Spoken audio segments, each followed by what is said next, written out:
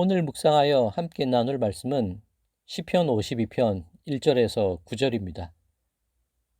오늘 시편 52편에 대해 말씀을 나누기 전에 어떤 역사적인 배경에서 이 시가 쓰여지게 되었는지를 먼저 살펴보아야 합니다.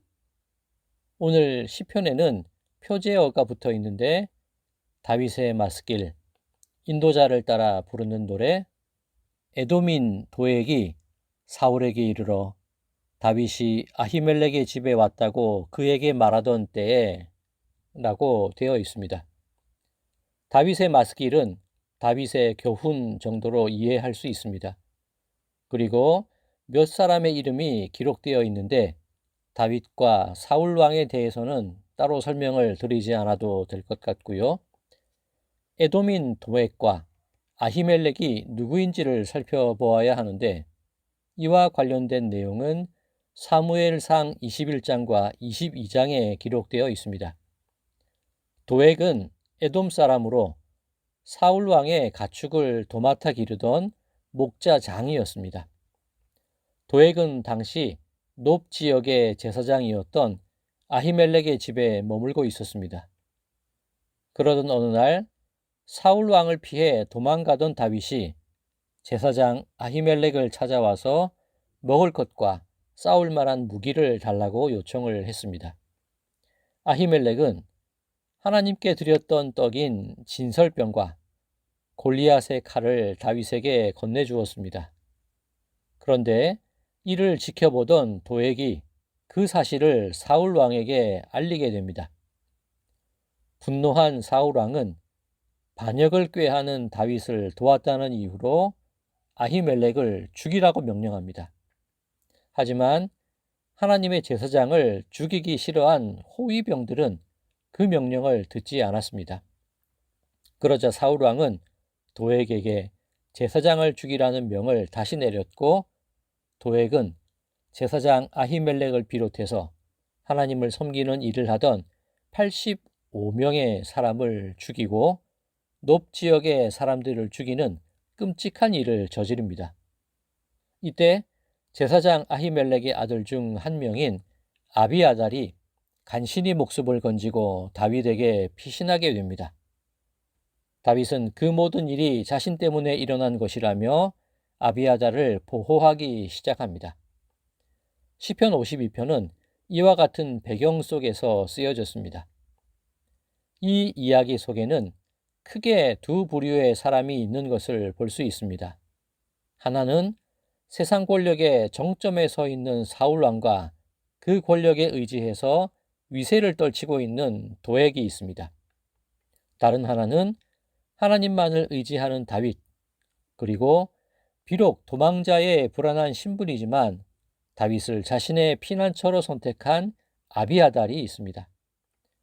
여러분이라면 이 두 부류의 사람들 중 누가 더 현명해 보이고 누가 더 세상을 잘 살아갈 것 같이 보이십니까? 하나는 권력을 지닌 자와 그에 의지하는 자, 다른 하나는 도망자와 그리고 그와 함께 도망을 다닐 수밖에 없는 자. 어떤 사람이 내게 이익이 되고 도움이 되는 사람일까요? 성경에는 복된 삶이 어떤 것인가를 노래하는 몇 편의 시가 있습니다. 시편 32편의 경우 하나님께로부터 죄의 용서를 받은 사람이 복되다라고 노래하고 있습니다. 그리고 우리가 잘 아는 시편 1편 역시 복된 삶에 관해 노래하는 내용입니다. 시편 1편 1절과 2절을 읽어드리겠습니다. 복 있는 사람은 악인들의 꾀를 따르지 아니하며 죄인들의 길에 서지 아니하며 오만한 자들의 자리에 앉지 아니하고 오직 여호와의 율법을 즐거워하여 그의 율법을 주야로 묵상하는도다. 악인의 꾀를 따르지 않는 사람, 죄인의 길에 서지 않는 사람, 오만한 자의 자리에 앉지 않는 사람이 복되다라고 노래합니다. 이것을 오늘 본문인 시편 52편과 연관지어 생각해 보겠습니다. 오늘 본문 1절입니다. 포악한 자여, 내가 어찌하여 악한 계획을 스스로 자랑하는가? 하나님의 인자하심은 항상 있도다. 여기서 포악한 자는 악한 계획을 자랑한다고 합니다. 악인의 꾀를 따르고 죄인의 길에 서 있고 오만한 자의 자리에 앉아 있는 사람이 포악한 자입니다. 성경이 말하는 복과는 반대되는 삶을 살아가는 사람들입니다. 바로 사울 왕과 도액이 이런 사람입니다. 그러면 1절 하반절 하나님의 인자하심은 항상 있도다 라는 말씀의 의미는 무엇일까요? 성경이 말씀하시는 인자는 마음이 어진 것을 의미하지 않습니다. 하나님의 언약에 기초한 신실하신 하나님의 사랑, 그것이 인자입니다. 간신히 목숨을 건진 아비아달이 다윗에게로 몸을 피했습니다. 그런데 다윗 역시 사울 왕으로부터 도망치는 형편에 놓여 있었습니다. 더 위험하면 위험했지 내가 의지할 만한 대상이 결코 될 수 없는 그런 상황입니다. 그런데 아비아달은 왜 하필 다윗을 자신의 피난처로 생각했던 것일까요? 아비아달은 다윗이 아니라 다윗을 향한 하나님의 언약을 바라보았던 것입니다. 다윗 너머에 있는 신실하신 하나님을 의지했던 것입니다. 지금은 비록 사울 왕이 권세를 쥐고 있는 것처럼 보입니다. 도액은 세상 말로 줄을 잘 선 사람 같아 보입니다. 그런데 악을 행하는 자들은 하나님으로부터 멸하심을 당한다고 오늘 시편은 증거합니다. 전쟁에서 패했던 사울 왕은 자신의 칼 위에 스스로 엎드러져 죽게 됩니다. 유대인의 전승에 따르면 도액은 젊은 나이에 나병에 걸려 죽었다고 합니다. 그러면 다윗은 어떻습니까? 지금은 비록 도망자 신세입니다. 안전히 거할 곳도 없이 떠돌아다니는 처지입니다. 그런데 그 마음은 하나님의 신실하신 언약을 향하고 있습니다. 아비아달은 세상의 가치와 기준이 아니라 그 너머에 있는 하나님의 인자하심에 기대었고 그런 이유로 다윗에게 자신을 맡길 수 있었던 것입니다.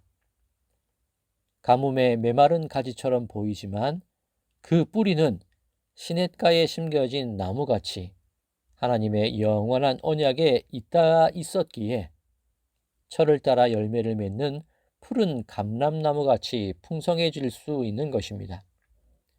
사랑하는 성도 여러분, 우리는 어디에 우리의 뿌리를 내리고 살아야 할까요?